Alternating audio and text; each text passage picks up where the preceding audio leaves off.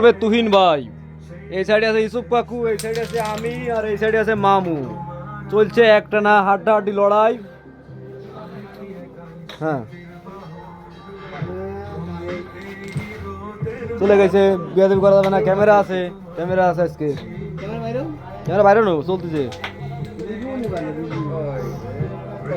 এবার দেখা যাক দেখি কাকু কি করে। তুহিন ভাই তো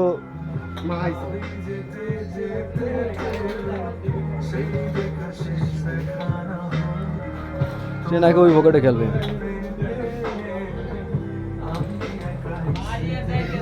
এবার আমার খেলা, আমি রেড কভার খেলবো।